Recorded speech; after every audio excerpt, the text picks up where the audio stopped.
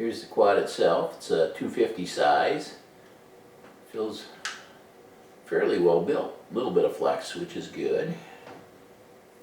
Yeah. Antenna. Got the legs. A little flex in the legs. A balanced charger. Some blades. They're just a standard gem fan 5-inch blades, 50 by 30s. Some screws to hold the legs on. Okay, yeah, the charger is a European, but they gave you a US type plug to plug into there. A little cheesy. Be nice if it didn't have that, but. And then you have the radio transmitter. Okay, so that's it. Oh, wait, where's the battery? Battery must be inside here. Let's see, imagine you pull out.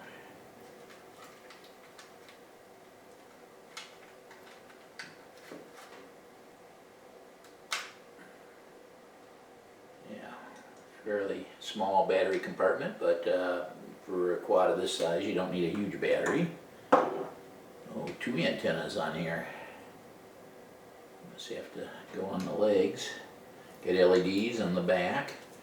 Let's get this battery compass calibration. We take the left switch here, wiggle it back and forth till the lights blink green. There we go, blinking green. Then we rotate it 1, 2, 3 times. Okay, then we turn it on its nose, and it's blinking again. We go 3 times. 1, 2, 3. It's blinking blue and green. So I think that's it. And then we take it, unplug it.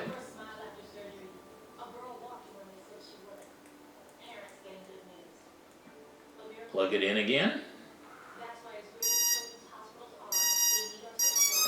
and it should be ready to go.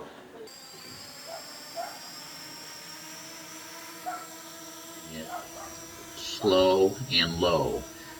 That's what I did out in my backyard. Flies very good under manual mode. Very controllable. It's fun to fly.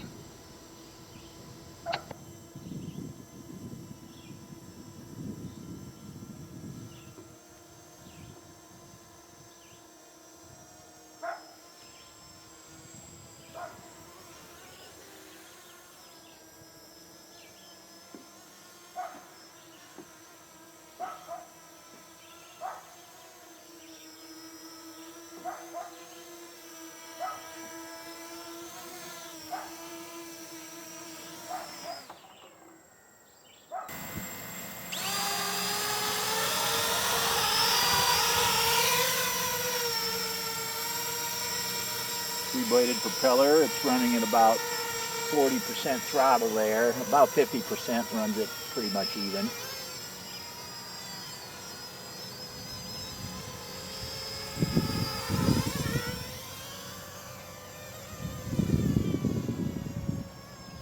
Yeah, it runs pretty nice. It's quiet, powerful.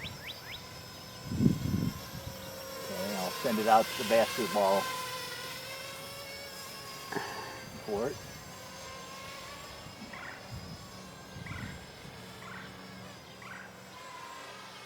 Right now I'm running it in manual mode.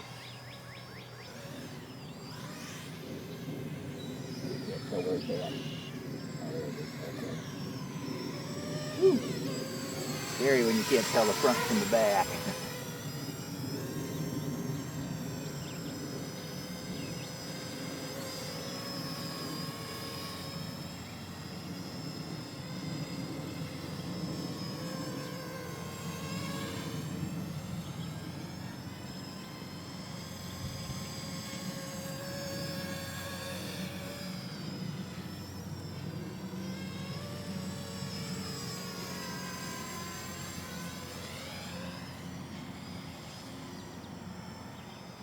of.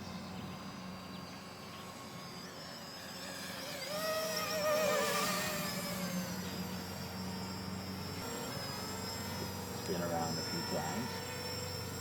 Staying pretty good at the same elevation. There's little wind today, so it's not blowing.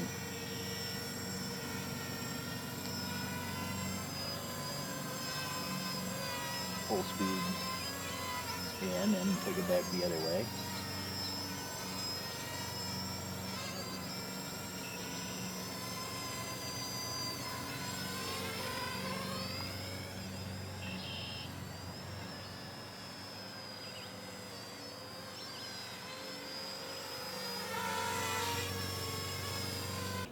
Alright, just a few items that I ended up doing to modify my FreeX a little bit is they don't have labels on the two switches here, and it's kind of important to know what mode you're in. So I just made a little cheat sheet. Here on the left switch, up is manual, middle is altitude hold, and the bottom would be GPS, putting in GPS mode. And then the right stick over here, up is normal, middle is headless, and bottom is return to home. So I just made some little labels to put on the remote radio. Okay, and the other items is I ended up taking my Mobius camera and putting some Velcro tape on it and mounting it. It's an easy way to mount a camera. If you hit hard, it might come off, but it normally is pretty close to the camera. You could put a strap around it too, but that's how I put my Mobius on. I'll give that a shot here in a few minutes. I did put the three-bladed propellers on, the 50-30s. And the other little thing that I found that fits is I have a little alarm here. It's a voltage meter. It tells you how many volts it is, and then it beeps when you get low on voltage. The lights sometimes are hard to see. They're fairly small, so this gives you another notification that your voltage is running low. But it does fit into this quad. I thought I was going to have to mount that on the outside also. We have 8 satellites. I am very happy with the Mobius camera. It's less expensive than a GoPro, and it's a little bit lighter. I got 6 minutes of flight time with the three-bladed propeller with the camera. Without the camera, I get about 7 minutes, and I get 8 minutes and 40 seconds with both the two-bladed 50-30 and two-bladed 50-40 gem fan propellers.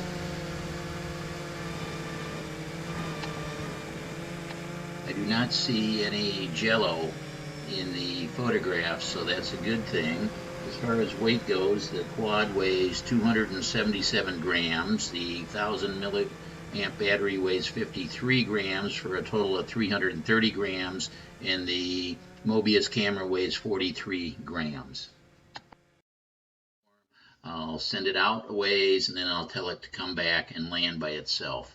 The quad itself is a great quad. I highly recommend it. I don't think it could be beat for the price. It was $180, and it took 8 days to get here from Chicago when I bought it from the U.S. warehouse.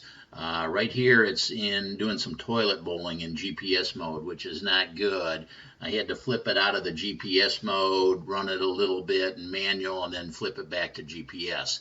But the quad itself has brushless motors. It has GPS. It has altitude hold. It has everything going for it, except for occasionally it has a few little quirks. But I highly recommend it. It's great for the price. Here we go on the return to home. I flip the button to return to home. It goes up 10 meters. Flies back to the starting point and then comes down slowly and lands by itself, and it ends up being about 2 meters from the cardboard where it took off. Some of the things that I think they could improve on, which might just be a little bit of programming or settings or something is GPS toilet bowl's about half the time that I use it. So I need to get that figured out. There is a forum that tells you about it. I think it could use a bigger battery. And I ordered one 1200 milliamp battery, and I wish it had a little bit better LEDs for visibility and things like that. But in all, it's a great quad. Hope you enjoyed the video. Thank you.